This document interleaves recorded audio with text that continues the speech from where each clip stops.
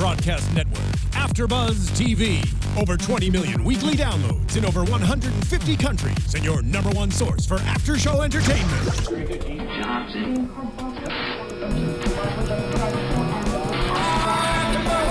AFTERBUZZ TV, the destination for TV superfans, producing after shows for over 300 of your favorite TV shows, interviewing celebrities and showrunners, and bringing you behind-the-scenes exclusives. All thanks to E! Entertainment's Maria Menounos, producer Kevin Undergaro, and internet leader Akamai. Now, let the buzz begin!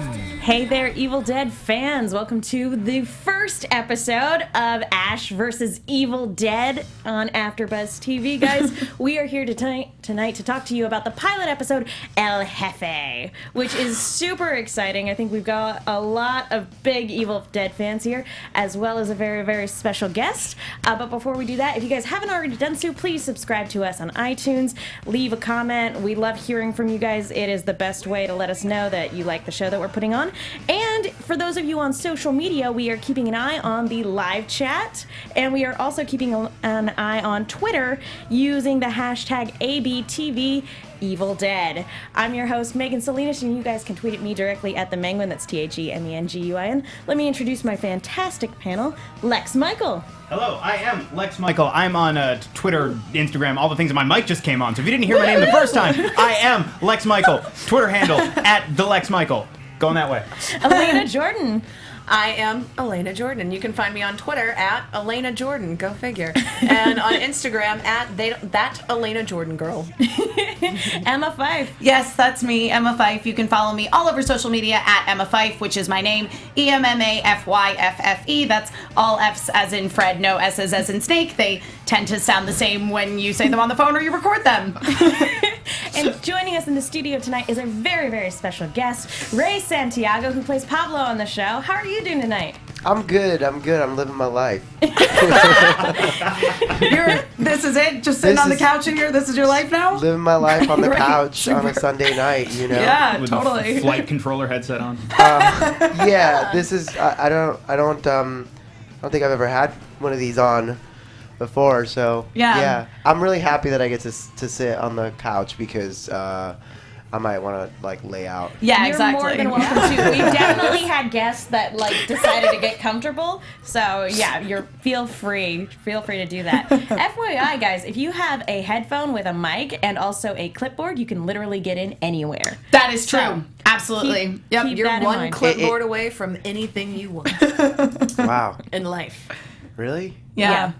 Well, get me a clipboard. I have a notepad. Too much power. Too much power. Notepad is not as efficient. That's true. It'll do in a pinch, if you really need to get into somewhere that you're not supposed to be. No. But if they look and they go- don't see the wooden back, you're out. Yeah, they just Right. go, that's an air traffic controller and went to Staples. Get out of here. Well, first of all, before we get into the episode, I want to talk about everybody's connection to this franchise. Oh, Because man. I feel like this was a show specifically made for all of us nerdy fans who would not shut up about it. So I want to go around the table and around the room. What is your guys' connection to Evil Dead?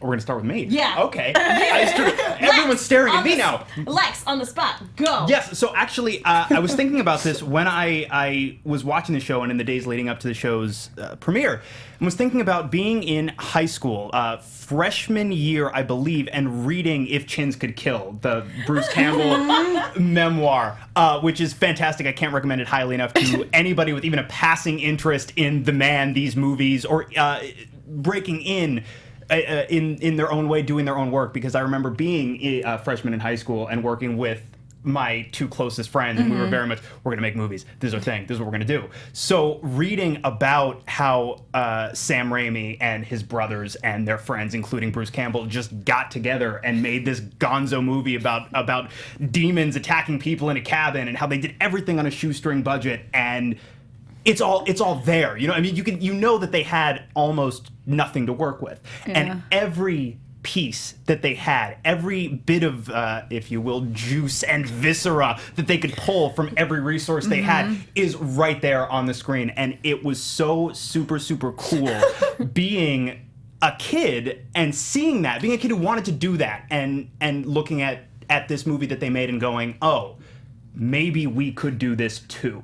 It is not so inconceivable. And from there you jump to Evil Dead 2 and you see they did it again, but now it's really funny. And then jumping to Army of Darkness and going, this is the greatest thing I've ever seen. So that, for me, definitely started then. And it is just, I've carried that with me. That's true. Sam Raimi was 20 when he directed the first Evil Dead. That's Bruce amazing. Campbell was 21. Yep. I was like, oh, look at those little cheeks. How about you, Elena? I love all things Evil Dead. I was in Bill Castellino's Rocky Horror because I sang All the Men in My Life Keep Getting Killed by Kandarian Demons for the audition. And now I'm going to have that song stuck in my head for the rest of the night. And you're welcome. And it's also one of the first movies I saw, which doesn't say much about... The first Evil Dead movies is one of the first movies you ever saw. Yeah, because the first Evil Dead. My cousin is my cousin is super into horror. Yeah, no, not one of the first ones that I've ever seen, but like one of the first like movies that I was gonna just say your super cousin is awful. Yeah, I was I was really young. We watched Tales of the Crypt when he would babysit, and like then he was like, "We're watching Evil Dead. I'm making you cool," and it was literally I had a Hanson CD, and when I was older, and I was like, "You have to listen to this band Hanson," and I was like, still way too young for whatever. And he goes, I'll listen to it if you watch all of these movies. Oh. And so we just marathoned, and then he took the CD, put it in the CD changer, and went, no, this is garbage, and threw it out the window. And then he was like, you're welcome. Now you're cooler. So shout out to Brian. Thanks for making me cooler. Your cousin is me. My cousin is awesome. See, now I'm just thinking of a version of Evil Dead set to Hanson songs. The internet can make this happen. Make this happen exactly. for me. Just do a supercut of all the sort of slapstick scenes in the Evil Dead films and just cut it into Umbop. Yeah. No, thank you. Thank you for intervening. No, thank you. Actually, don't do that. Please. Don't do that, Nobody internet. wants to see that. So for me, when I was in 4th grade, my favorite show in the entire world was Xena Warrior Princess, on which Bruce Campbell played Autolycus, the King of Thieves. And so I was watching TV one time, and Army of Darkness was on, and I saw Bruce Campbell was in it, and I was like, oh man, that's the King of Thieves. And so I just kept watching it and never looked back. That's my story. Amazing. How about you, Ray? So, okay, first I want to say, can I hear your Xena, like, the warrior cry. Can you do the warrior cry? I think I might be able to. I haven't been practicing this or is anything, amazing. so here we go. Was that pretty good? That was pretty good. Yeah, I tried. That was pretty good. That was Quick amazing. shout out to all of our audio listeners. Sorry, guys. Sorry about that. And then yeah, Bruce is really young in the first one, and when I watched it, I watched the first one after meeting Bruce.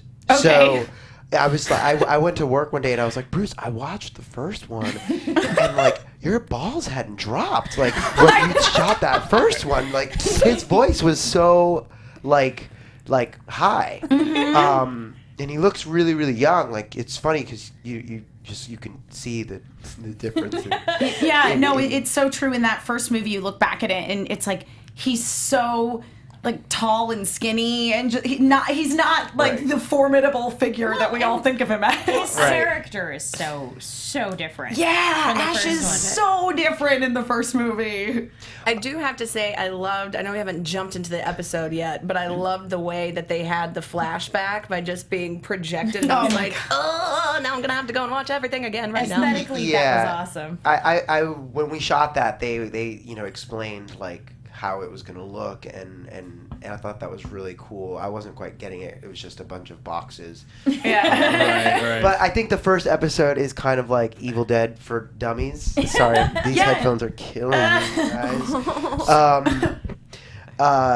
So I think it's like Evil Dead for dummies, and it's funny that you said Tales from the Crypt, because I do think that it is sort of like Tales from the Crypt. It has that feeling, and I'm really excited that it has that kind of a feeling because I love Tales from the Crypt. Yeah, the fun horror. Yeah, totally. That, I mean, I don't recommend letting your youngins watch it because they'll turn out like me. But growing up, I thought it was awesome and was super fun and was running around like quoting the Crypt Keeper and then like lines from the movie, which as a child is weird. Anybody who knows me knows that I hate puns, but I give the Crypt Keeper a pass. That's how much I like Tales from the Crypt. I love puns.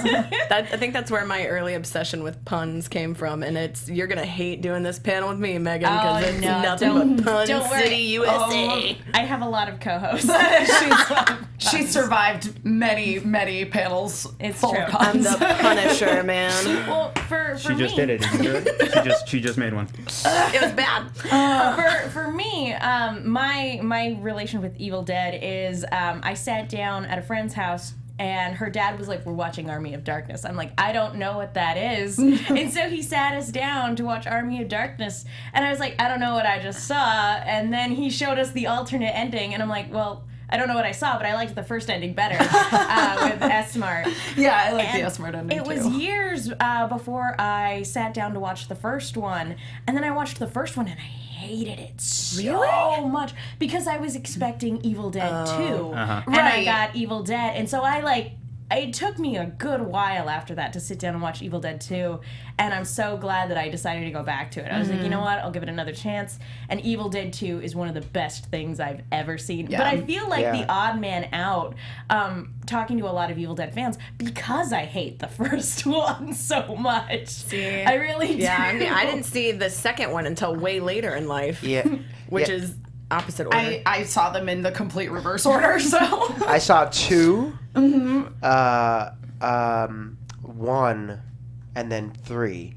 And I'm my favorite is 2. Yeah, 2 is my favorite also. 2 is my favorite. I get Army of Darkness, and our show is very much.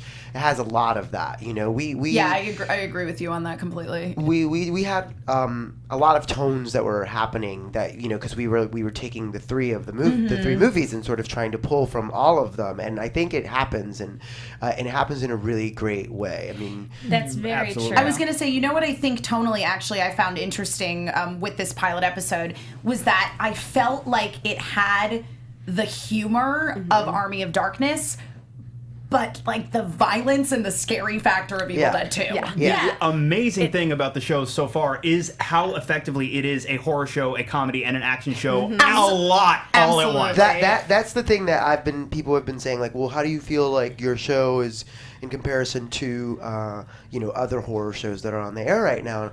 And I always say, like, you can't compare it because I don't want it to be compared to the other shows that are out there because we don't take ourselves seriously, and it is cult classic comedic horror wrapped up in like a single camera, like sitcom scenario. So it's great. It's because there's nothing else out there like it. I mean, it's a half hour, so it's quick. You can eat your bag of popcorn and I love it. Be done. It's so stylistically too just brilliant because you're cracking up at things and then like genuine startle scares and then just absurd over the top, like someone gets shot and the eyeballs pop out and the tongue fly towards the camera. Super purposely cheesy CGI, which was really good. It's great. The only thing is, I would kill to see this in 3D because I feel like the way it's cut, there are some shots. If the fans out there that are watching right now said, hey, we want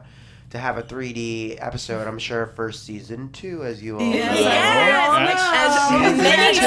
Congratulations on that. I didn't think that I would be saying season 2 this early in the game, like in a scenario where we're talking about the show, and so I'm super thankful for that. Starz has been an amazing network and a perfect home for Evil Dead. They've just been so great with everything that they've been doing, and I love the way the network is sort of throwing in like ethnic diversity with all of their shows, but also on our show, it's really great. What I think is the coolest thing about your show too is that it's very much in line with the horror genre, and super intense horror fans will love it. but it also recognizes the tropes and kind of turns them on their head. So instead of being like a sidekick, your character is more a team. Correct. And then, you know, we and are you see this the ultimate it's monster fighting perfect. squad. And the hot girl, Yeah. you know, isn't just like I twisted my ankle. She's like, she's fighting back. No, look. I mean, you know, as a kid, I was a huge horror fan, and you know, I loved things like, you know, Halloween, Nightmare on Elm Street, Freddy Krueger, going back to like laughing and being scared at the same time. But I wanted to be the person running from the monster, being chased, you know, by the monster. But I also wanted to be the hero, saving, you know, the chick and doing all the great fun stuff. And now, as an adult, for my job, I mean, if you can call this work, I get to do that for a living, and I'm one step closer to being, you know, the superhero that I always wanted to be as a kid. But I am the first Latino sidekick of a horror genre. So I will say. I didn't even realize that. I mean, right? Am I wrong? I've been that's like cool. me just saying that. I'm the one that decided that, but I don't think. I think I decided it because someone crunched the numbers. Well, you have a headset, so what you say is right. Is accurate. So also, exactly, and the clipboard is on its way. On its way. Yeah, I don't even need the clipboard. But no, back to the 3D. If the fans want to have a 3D episode, maybe season premiere of season 2, we can make it a 3D episode. You'd have to send fans glasses, I suppose. Tweet me at Real Ray Santiago and let me know, you know, what kind of ideas you guys have for the show, because I'm going into the writer's room like in a couple of weeks, and they're really cool. They let us like, you know, say like, well, you know, what we think about certain things. You hear that, everyone? Send him your pitches. Yes. I heard you were talking once about how you literally went into Sam Raimi's office and you were rewriting a scene. Yeah, this is like unheard of, you know? Like, I've been blessed with this amazing opportunity to work with these great people, but you know, when you dream of getting that job, that big job that you've been waiting for, you don't think that it's going to happen like this, and that it will, you know, check off all the marks. Like, you know, great director, great actor, great network. But he basically everybody was super cool, and they allowed us to sort of influence, you know, throw ideas out or whatever. And one day we were working with a scene, and you know, we said that we didn't feel like comfortable with the way we were speaking in the scene, and he was like, well, how would you say it? And got a pencil and said, like, let's rewrite it. And so Dana Delorenzo, who plays Kelly, and I, we were looking at each other like, what is happening right now? Like, he's letting us rewrite the scene, and we're rewriting it right now, like, in his office with like pen and paper, like old school style. And then we were like fighting for the clipboard. She was like, well, let me, and I was like, no, like we're both doing it. It's cool. We're sharing it, you know. And that's just a funny story, because it was like the beginning of like, you know, Dana and I being like, what is going on? Yeah. And there's a moment in the pilot where it sort of clicked for Dana and I. It's the end of the pilot, and it's when, you know, I'm not going to sort of ruin it, but I guess I can. People have seen it. It's the after show. Yeah. We're specifically talking about spoilers. So, okay, it's not called the before show. So, yeah, the moment at the end when, you know, I say to him, you know, how does it feel to be back, you know? It's good to see you, Jefe. You know, like that moment where we're looking at each other and it's the three of us and it's that shot. I looked at Dana, and that was the moment when we both realized, oh shit, we're the future of Evil Dead. Yeah. And we is just, groovy. Yeah, we just entered this whole other world. You know, it's only now starting to sink in what we've gotten ourselves into. But we knew, and I knew at the beginning, that I wanted to be, you know, really good and not let the fans down. So, which is why when I auditioned, I said to Sam, he said to me right before my last audition, he said, hey, you know, when you get to New Zealand, you're going to have to do a lot of stunts. It's going to be long hours. There's going to be a lot of blood. You know, I just want to make sure that you know, you're okay with that. And I said, look, man, like, I want to be covered in as much blood as possible. You're hired. Yeah, I said, I want to run through the wilderness of New Zealand completely naked, covered in blood from deadites.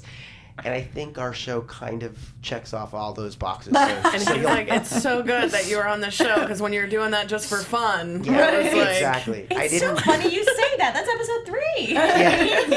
Yeah, they started to, as the episodes went on, we'd get new pages, and they were like, we decided that we're going to put you through this week. And so, hashtag Pablo has seen some shit. It's this, you'll see, I'll post pictures and stuff of all the things that happen to Pablo and all the craziness that he goes through. I know. You already got covered in some blood in this episode. I was stabbed. Yeah, you got stabbed in the arm. I will say, though, that chainsaw kick...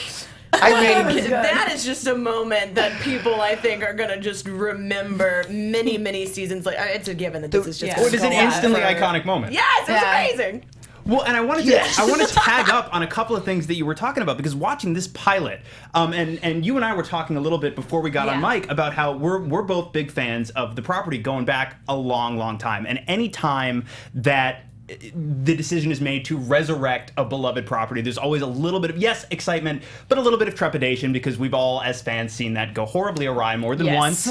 And there's always, so many times, anything like this, no matter who's making it, there are always so many more ways things can go wrong than things can go right. So when I saw the pilot for the first time, immediately just a massive sense of relief. But also, it's, again, as somebody who's been a fan for so many years, it's everything you could ever possibly want as a fan of this show, a fan of the series, rather.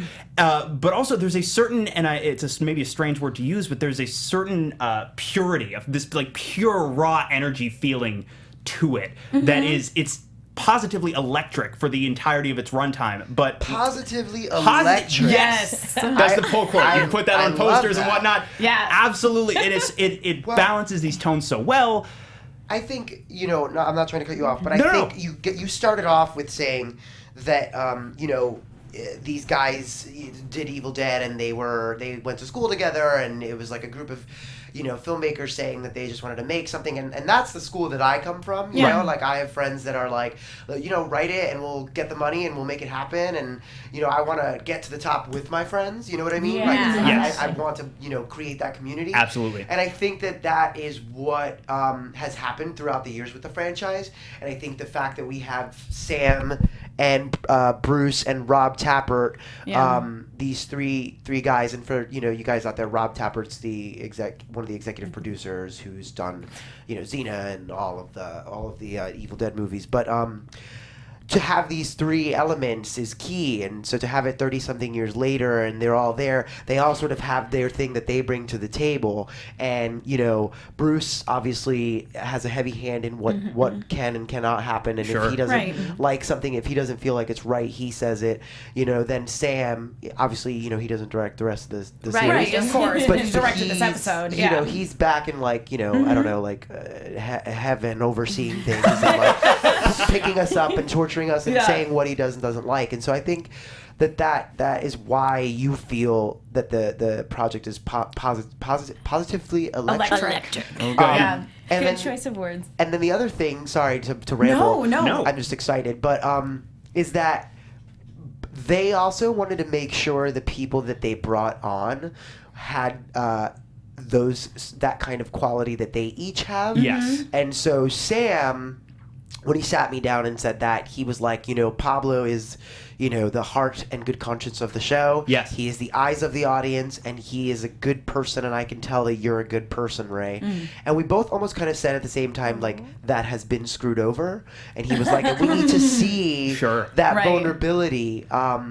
And he just wanted to make sure that I kept the heart, Yeah. And Dana is this badass chick who is, the brains of the operation, and Ash is the muscle, and Jill, who's the newbie to one of the newbies like us, one of the new kids. She's also a badass chick who's just killing it. I mean, that scene. And then talking about badass chicks, when you're in the diner and Lucy Lawless turns around, I know. just hanging out. There were so many moments watching it that I just fangirled, squealed in my room with my cat. It just. I may have also fangirl squealed. One of them definitely was when you come in with Oh yeah. Yeah, and you hit the doll with the shovel, Oh, and then that just was the so hi. great. Hey. Which is an interesting Amazing. scene. Actually, we have a lot of fans who are actually split on this evil doll scene. Oh. Some people are upset that it was CGI and that and because for them, you know, they've never seen like CGI incorporated into Evil Dead, yeah. outside of the remake, the remake, which sure. was fantastic. Right. I love BTW the talking remake. about badass But that was chicks. almost totally practical. They used CG for touch-ups and things like yeah. that. Again, Yeah. this series has been very dedicated to practical effects. I'm of the school of thought that this doll thing was pretty great was so because much fun. it's just it's supposed to be. Yeah, children's it is movies. supposed to be, and that's the thing is, anytime there was a moment in there where it was very blatantly CGI, it was very intentional. You know what I mean? Because once again, it's like you're dealing with this project that is equal parts horror and comedy, and it's Right. that campy cult comedy. Right. There's absolutely a place for ridiculous CGI absolutely. within Ash vs. Evil Dead. It's coming. It's happening. Yeah. There is a lot of that will happen, and we definitely push it. So Yeah, I exactly. thought the doll was a brilliant way to Well- incorporate it. it was great because you had to see. It was like Sam Raimi with a doll, and there was a stick, and and so the doll's on a stick, and he just like was. Going like back to Bruce the whole time, like controlling the doll to sort of like give Bruce like the action frame of of what's reference, happening. Mental image of Sam Raimi, like this twisted puppet master, like poking That the is actors. exactly what That's it looked like, and phenomenal. I was just like looking at it, and I was like, "What is my life? Like, what is going on right now?" Because there's nothing there. That's the part Right. that I didn't. They didn't do this in the audition process. They were mostly connected. They wanted to make sure that Bruce and I had chemistry, Right. and they believed that individually, each of us, because Dana and I never actually read together. They just knew that they wanted both of us, and they trusted and believed that we would be fine. And I love that girl. You have awesome on-screen chemistry, just Yeah. the three of you together. Yeah. Like, Yeah. Love that girl. And I wake up like after we got back from New Zealand. I would wake up like in my house here in LA, and I would just be like, I miss Dana. Like, I want some Dana. I need some Dana in my life. And we're all really, really close. But okay, I was talking about the doll, Dana. Yeah, How did Sam I Raimi get with the here? doll on the stick. just keeps going. I imagine kind of being isolated in New Zealand too. That you guys. That was part of the equation. That was one of the elements that was great because normally you just go home Right. or you're in LA, but like we sort of got to travel and become this family unit the way that we do on the show. And we don't know anybody in New Zealand really outside of our crew, and I just want to give a big ups to our crew because we had an amazing, the best Kiwis working for us ever. They were so dope. But we became that kind of a family that we could lean on because we didn't have anyone else, and we were going on this journey together. And it's just so nice to have a job where you go to work with your coworkers and you like them, and Dana and I are sort of like going through this journey together. Bruce has obviously done this for a long time, and I've been doing this for over a decade, but this is sort of a big high profile project for me, and so it's nice to have somebody that is going through it with you. Sure. Yeah, absolutely. Exactly. Somebody to take this journey with. Kind of going back to this scene with the doll and then the scene that subsequently follows it when Ash is kind of explaining the story to young Pablo. I wanted to get your guys' take on the way it's being presented, the canon in this series, because we get kind of an Evil Dead musical thing going on with the canon. That's what I was gonna say. To me, because I got really back into Evil Dead when I started getting into Evil Dead the musical, and so to me, I really enjoyed the way that they presented it because they presented it very much like Evil Dead the musical, which kind of takes all the versions of Evil Dead and puts them into one story because they retold the initial Cabin in the Woods story so many times, in the first film, and obviously according to Ash vs. Evil Dead, the television series, the canon is he went into the woods with a bunch of his friends. It wasn't just he and his girlfriend Linda going away on a romantic getaway. So I like that they incorporated everybody. The thing that was blatantly obvious, and I don't know if Ash just omitted this because he's like, it's probably going to be too far-fetched if I mention it, is he completely omits the part where he went back in time. So I am under the impression, and if anybody in the room tell me if I'm mistaken, I'm under the impression that as of this moment, you can't lean too much on Army of Darkness because of rights issues. Because all the original movies... You know your stuff. Yeah. Because that they're is all correct. owned by different entities still, They are. I That believe. is correct, and we are working on that, and we had to fight for a couple of things. Little things like being able to say boomstick. Boomstick. Right. Wasn't the term Deadites originally from Army of Darkness? I don't. I feel like that's Was that Evil in Dead two? 2. Was that in 2? Yeah, I think so. But there, he's working at Value Mart and not S Mart. I know. I had a moment of being like, did S-Mart go out of business? To be fair. Probably would have. probably would have. After that They could have woman attacked, Right. and they there could have was easily this been shotgun. bought by another corporation because I assume that S-Mart has multiple stores, and so maybe they were just, bought by another company. But it's also just as likely, too, that even if Ash is constantly pulling his boomstick out and defending everybody, eventually the general manager is going to go, hey, all these demons keep looking for you here. You're fired. Yeah, that is true. But also, I think it's interesting. You can't lean too much on the story of Army of Darkness and the events of Army of Darkness, but I do think it's interesting, in as much as there is a continuity to the series, that the progression of Ash as a character, I feel like if you go straight from Evil Dead 2 to the show, you miss a step. Yes. Yeah, I agree. Because Army of Darkness is what solidifies Ash as the character that we know him as. This is true, show. and in the show, he is very much in character with the character that was established in Army of Darkness. I don't remember if it was Sam Raimi or Bruce Campbell. One of the two of them, in an interview at one point, maybe recently, probably recently, said Ash thinks he's the Roadrunner, but he's Wile E. Coyote. And that sounds about right. That to me is the version of the character that I'm seeing in elements of this series, and that to me was really evolved in Army of Darkness. I just love that the whole thing starts with he recited from the Necronomicon because he was stoned with some chick and was like, I don't have anything in French, so let's just summon some demons. Right? Like, how stupid is he? I Right? know. He's so stupid. Yet at the same time, charmingly I was stupid. gonna say, yet at the same time, there is an element of believability in that Yeah. scenario. Yeah. Oh, Definitely.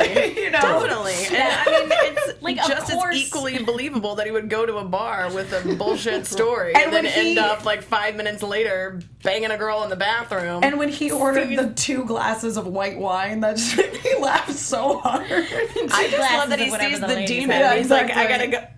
I can stick around for a Yeah. minute. But So what would you say is your favorite moment in the pilot? Just can we go around the table? So many.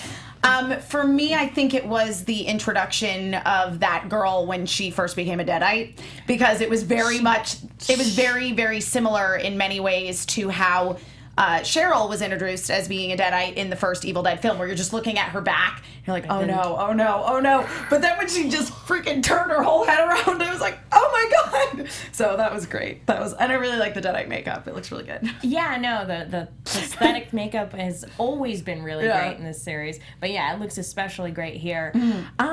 For me, favorite part, it is really hard to pick because all of this felt so much like Evil Dead. Yeah. I'm gonna say though that I actually really appreciated Amanda Fisher's storyline because we have all this really cartoony stuff, and the most serious we have this episode, which is the darker side of Evil Dead, was her storyline because the Deadites, we can, as silly and campy as Evil Dead is, we have genuine emotional moments, particularly in Evil Dead 2. There are genuine emotional moments in this series, and I feel like we got that the most from Amanda's storyline. You definitely do get it from her. She jokes and says, like, when she read the script, she thought that in the description for the show, she thought that it was a typo, that it said comedy, because she was like,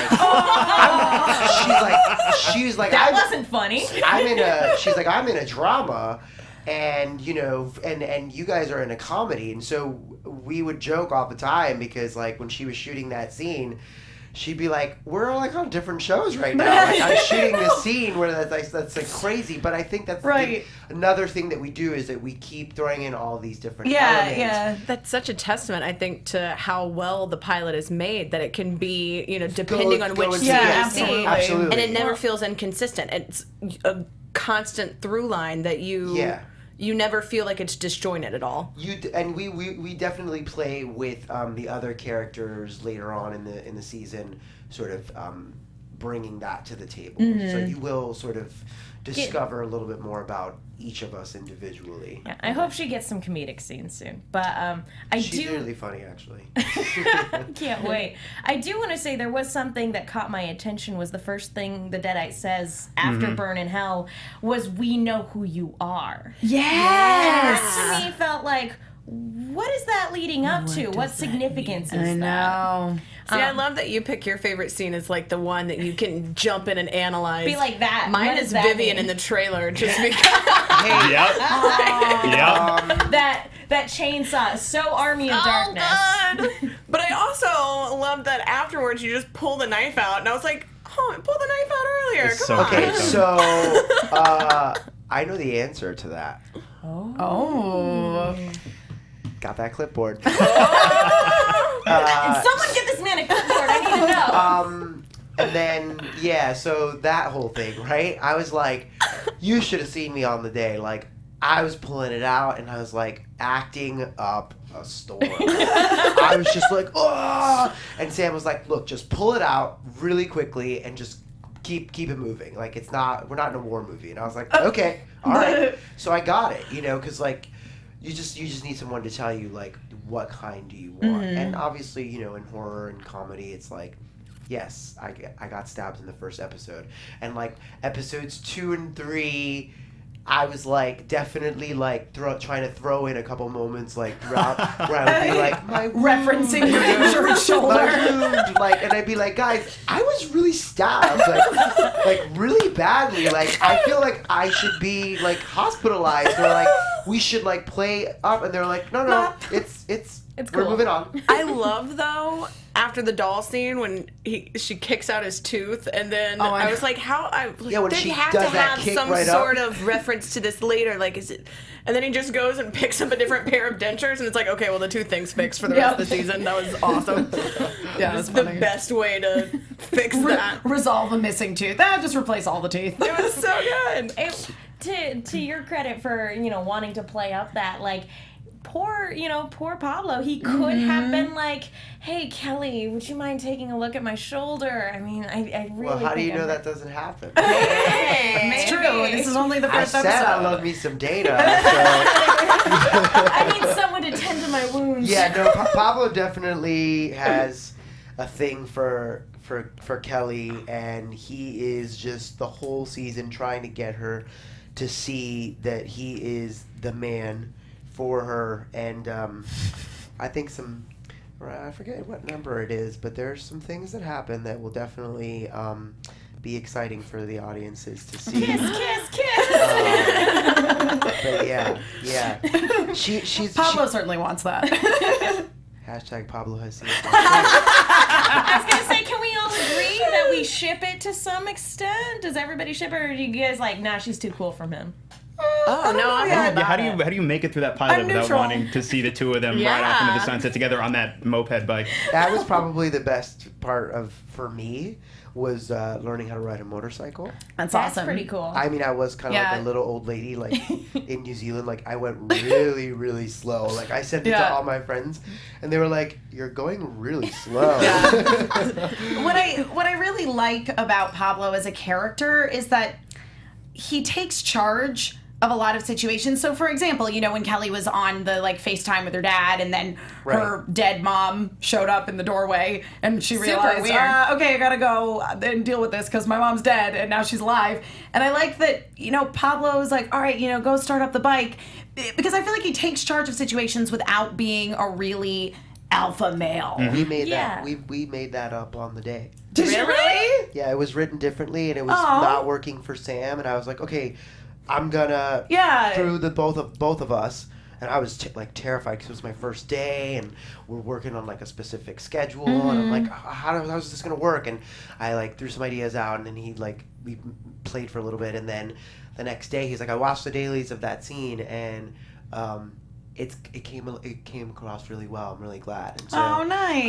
I think that Pablo, you first look at him and you think that he's this like wide-eyed, naive guy, and he is, but when shit hits the fan, he definitely steps up to the plate and knows what to do. And, From Honduras to Michigan, right? Yeah. Or Jersey. Right. Jersey. Right, Jersey. Right.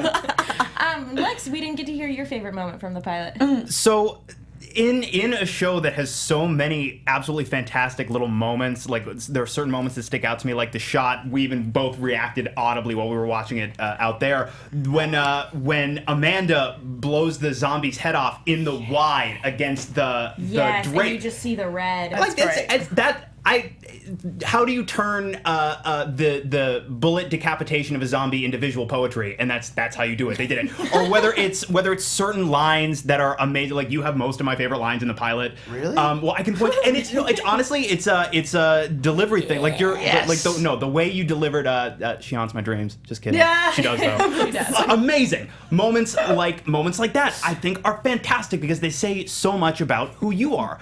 For me, and maybe this is a little bit of a cheat, but it's the last moment of the episode, and it's I'm going to call it the stick the landing moment because it comes after the big chaotic battle in this trailer, which has every moment in that sequence is so Evil Dead. The demon cam approaching the trailer, the windows blowing in, the super quick close-ups, jumping into everything, watching you guys react to whether it's Ash or the chaos around you, you with the thing in your shoulder, you reacting to the blood sprays, all of that is so great. And then there's got to be a button on the end of the episode, and it's the shot of the three of you where you ask him how's it feel, he says groovy. Cut to credits. And it's they're gonna work one of the catchphrases in somewhere, and you hope that it's as beautiful as it was, but that's the moment where it crystallizes everything. Obviously you know who Ash is, but you know who you guys are immediately. And you're a unit. And you feel it. And I think the show is about a group of people who are trying to escape who they are. And who they're meant to be, but they're once they confront their inner demons and the demons that they come into contact the demons, then they become this ultimate monster fighting squad, and they sort of help each other along the way. And you were able to. I'm sorry. What? Yeah. No, I wasn't saying anything. You were able to establish how excited you are. I'm sorry. I'm great. fanning out hard. I want to tell you a story after you say what you're going to say because I think you might like it. Okay. No, all I'm saying is that is so cool, and it doesn't happen that often where you get such a clear sense of who your protagonists are at the end of a pilot. And I'm not just comparing it to horror shows. So happy that you feel this way. Show, dude, any show at all, that happens so infrequently. So it's not hard to go, when you read that Starz gave you guys the green light for season 2 before the first show aired, you go, oh wow, they must be really happy with this. And then you see it. Would premiere And then you see it, it's like, oh, okay, this is why they're so happy with this. Because you're like, they also squeed on it. They watched it and they were give me more. There was that trailer scene. We took a really long time, but we all had to do I trained did jujitsu, stunt training, harness training, but there was this one part in the pilot where he says, "What the hell?" I think he says what the hell or what the hell is that or something, and so and it was this shot that was sort of turning, right? It was the leaves on the ceiling. No, it was his face looking up, and the camera's turning. So Sam wanted to do this really cool shot where it would be Bruce looking up, saying "What the hell," and then me saying "is on the," and then and then cut to Dana saying "roof." So we thought it was really cool.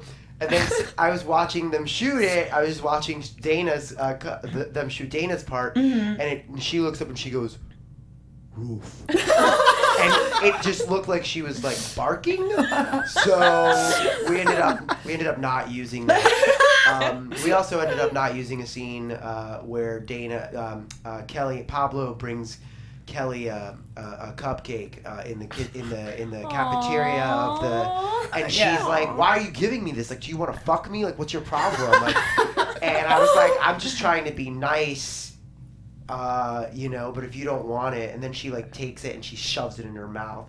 She eats it all after I ask her for it or whatever. So, but we didn't have enough time. But I really liked that scene because it was just like we got to play off of each other really well. But you'll get more. But we already got a little bit of her sass. In there, the introduction of sassy. Thank your mom, and then she does her whole "my mom died." I just love that. Was just the awkward like, oh well, in the future. Just say, yeah, okay, I'll tell her. That's yeah, you don't want to, like, that's super rude. Yeah, to say to somebody you just met. You'll get it. And I like that they acknowledge that Ash is very much a chauvinist, that he does feel the need to be that alpha male. Yeah. But at the same time, show that there are now these strong female characters, which I feel like has been kind of lacking since Evil Dead 2, because we had Annie. Right. But even she got killed by the end. Right. So it's nice having actual strong female characters and not like stock strong female characters. I agree. I agree. They're interesting female characters. Yeah. We have a couple comments on the hashtag. Oh, do we? One is from Mystico Gandark on Twitter, saying Ash is great at throwing axes, but not darts. That's very true. That was a really great visual gag. To be fair, he at least hit something and the dart stuck. If I wasn't looking and I was like, it would be a miracle if it stuck anywhere. So I will give him a little bit. And it was on the same wall as the dartboard, so I'll give him a pass. Just really glad he didn't hurt anybody. And we also have Vern's Views on Twitter saying, "Get this man a clipboard." Yes. Hashtag clipboard. Hashtag positive. Vern's also has the book, Confessions of a B-movie actor. Me and Vern are going to start a book club. I think there's another one coming. Oh, awesome. Well, I know he did that one, and then he did a second book, which is How to Make Love the Bruce Campbell Way. Yes. Which is not nonfiction. But it's certainly enjoyable. Well, guys, we are running a little short on time, so as much as we love this episode, we should probably move into predictions for the rest of the season. AfterBuzz TV predictions. We still got the light show. Oh, we did get the light show. That was quick. All right, guys, so all in all, we got a little preview of what's going to happen for the rest of the season. Yep. We all got real jazzed for it. I want to know, thoughts around the room. What do you guys think is going to happen this season? They're going to go to the cabin, yeah? That seems really pretty exciting. clear from the promo to me. And that's all I want in life, is to go back to that darn cabin. I just predict more phenomenal one-liners that just fill my heart with joy. Because that's kind of a lazy man's prediction, because that's a given. It's just going to happen. They're coming for sure. They're coming for sure, and we all sort of have them. Well, my favorite comes from Army of Darkness. What you got here is Jack and shit, and Jack skipped town. Yes. You got the wrong Jefe, Chief. That was my favorite. So the Deadites know who Amanda is. I know. Who is Amanda? And moreover, why is Lucy Lawless looking for Ash? Yeah. I'm really glad she is. She thinks he's responsible for something, it seems like. She's hunting him for a specific purpose. He kind of is responsible. He is very much fair. responsible for what's happening. Shame on him. So, but how would she know about it? I don't know. What connection does Ruby have? Because the character, we didn't get it this Right, episode, but but her we name is know Ruby. her name is Ruby. Yeah. What connection does she have to Ash and to the Deadites? Maybe she's related to the professor that found the Necronomicon all those years ago. Maybe. Yep. My guess would be family connection. I was going to say somewhere. she could be part of Annie's family. I'm burgling your clipboard, Ray. I'm finding out these answers. I'm just trying to keep my face, like, because I don't want to reveal. Yeah, you know all of this already. Yeah. So he's really trying hard not to give away the fact that the aliens are going to come down at the end of the season. Exactly. They've been from Kill space this everybody. entire time. For me, I want to know about Amanda. I want to know why the Deadites were like, we know who you are.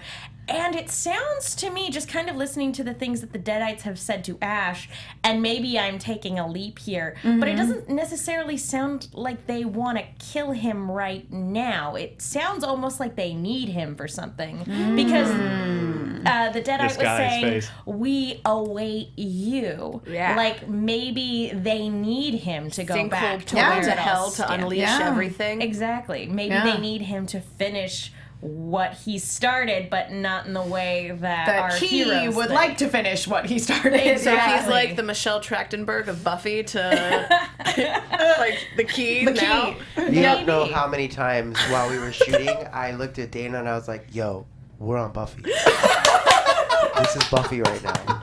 I'd be like, is this Planet Terror? Like, I was like, okay, I feel like the show is like Planet Terror and Buffy. And Tales of And the then Crypt. like that was the spectrum for me, but I don't know like where it. I think it's its own thing, but I do think I felt Buffy with just the Deadites and just the, and the Tales from the Crypt thing. So anyway, I'm just having a ball listening to your predictions because I don't know. I can't really tell you and if you're I right or wrong. gotta say, the prosthetics for the Deadites that we have coming, just from what we saw in that preview, there was that one that didn't even look human. Like, it actually looked like a demon with no eyes. And then, like, so I really appreciate that they're also taking, I don't want to call it, like, artistic license, but they're being more creative with the Deadites than we've seen in the past. Well, I would also say, as amazing as that Deadite looked, it also looked like a practical effect. Yeah. Which made me really happy. Yeah. I want it so they bad. also, I think, had a little more money to spend on the Deadites than they've ever had before. Probably. So That money well spent. Oh, that's the next episode. Is you said someone's. It's the white looking Yeah, Deadite. no, I know what it is. Yeah. It's episode 2, but Crazy somebody cast. else is coming, right? Or something to talk about the other episodes? Yeah. Is it Jill that's coming? I think Dana's in next So week yeah, and then Jill. she was sort of she. I can't really say, but no, she'll know. She'll be able to talk about that episode and that whole that thing.